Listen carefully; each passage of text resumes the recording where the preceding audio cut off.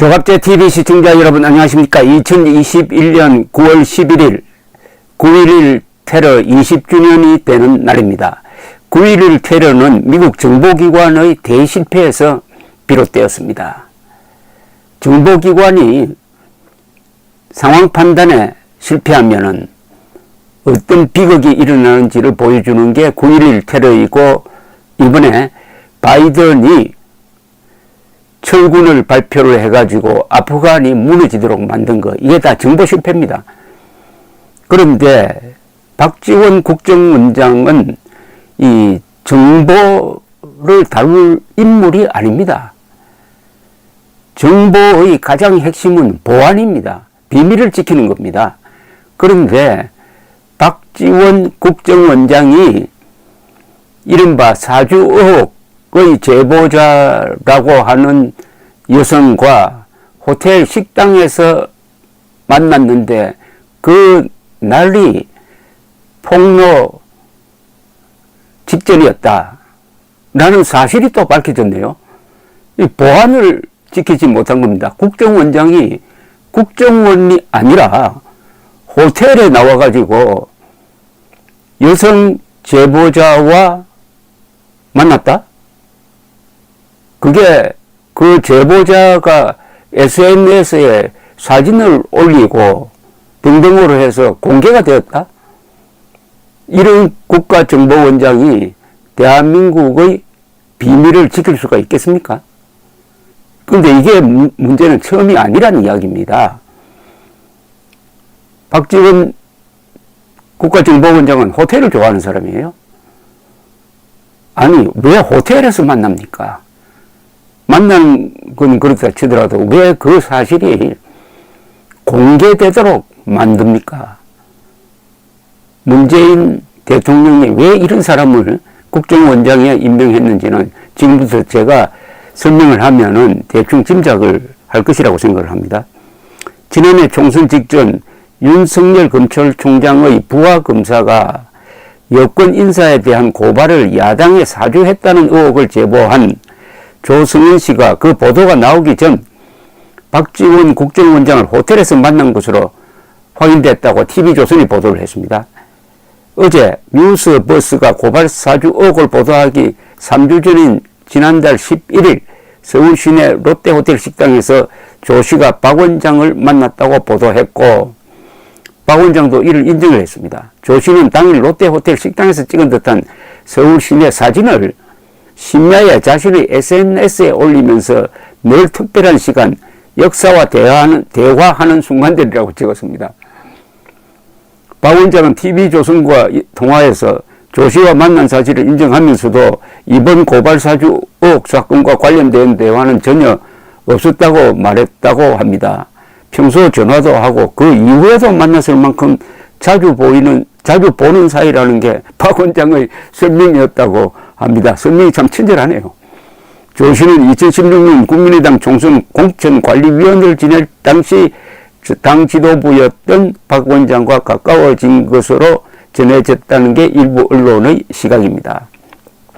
국정원장이 호텔에서 문제의 인물을 만났고 그 사실이 공개된 것만으로도 보안이 생명인 국가정보기관장 자격이 없다라고 저는 생각을 합니다. 그는 한때 프라자 호텔을 애용했던 사람입니다.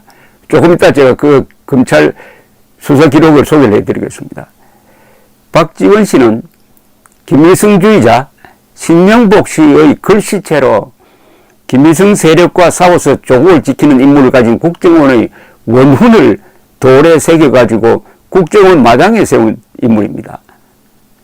김일성의 악령을 국정원 마당에 끌어들인 자입니다. 끌어들인 사람이에요.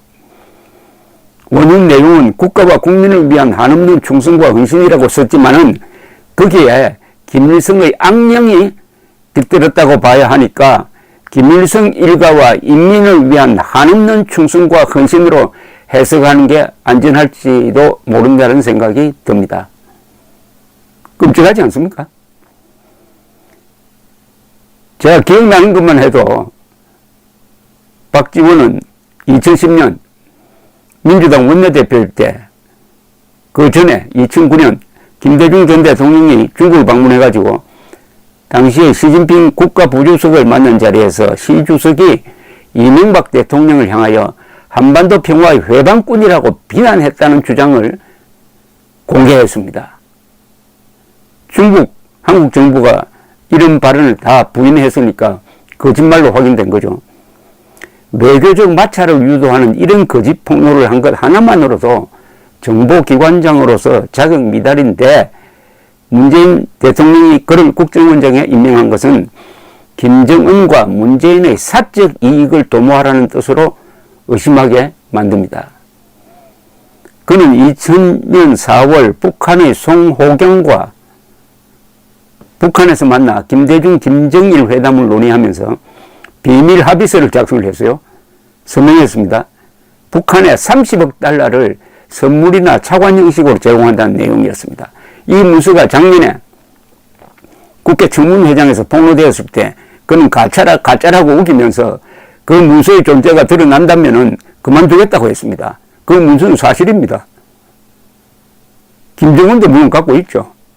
그렇다면 박지원은 거짓말을 함으로써 김정은에게 자신의 운명을 맡긴 겁니다. 김정은에게 약점 잡힌 자가 김정은과 싸워야 하는 국가정보원장에 있고 지금 그 국가정보원장이 윤석열을 겨냥한 이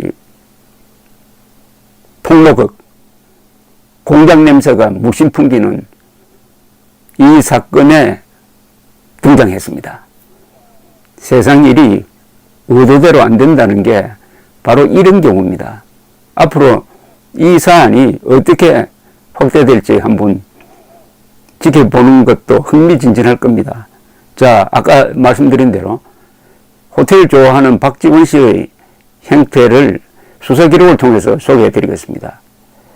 이 수사기록은 2003년 8월 19일 대검찰청 중앙수사부 제1과 조사실에서 검사 남기춘이 박지원 전 장관을 신문한 내용입니다.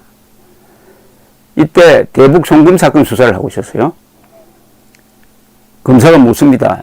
피의자는 청와대 공보수석 비서관, 문광부 장관 등으로 근무할 당시 프라자 호텔 객실은 피의자가 원하는 때면 아무 때나 예약을 하고 사용할 수 있었지요? 라고 묻습니다. 예, 프라자 호텔 사장 김모모가 편의를 봐주어서 사용한 적이 있습니다.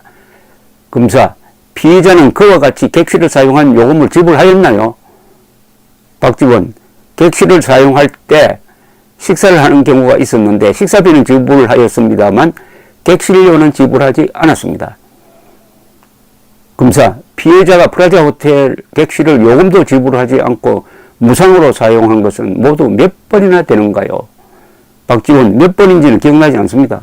질문, 프라자 호텔 사장인 김모의 진술에 의하면 피해자는 1999년 3월 말경 처음 호텔 객실을 무상으로 사용한 것을 시작으로 문화부 관광장관으로 취임한 1999년 5월경까지는 월 1, 2회, 문화관광부 장관으로 재직하던 1955년 5월경부터 2000년 9월경까지 월 3, 4회 사용하였다고 하고 그 후 대통령 비서실 정책기획수석 비서관과 정책특보로 재직하던 기간에는 월 6, 7회, 대통령 비서실장으로 재직하던 기간에는 월 8, 9회 정도를 사용하였다고 하며 피의자가 사용한 룸은 침실과 거실이 나뉘어져 있는 비즈니스 룸, 1일 사용료는 정가로 1박에 40만원을 사용하여 그 사용료는 모두 합하여 1억 원가량 된다고 하고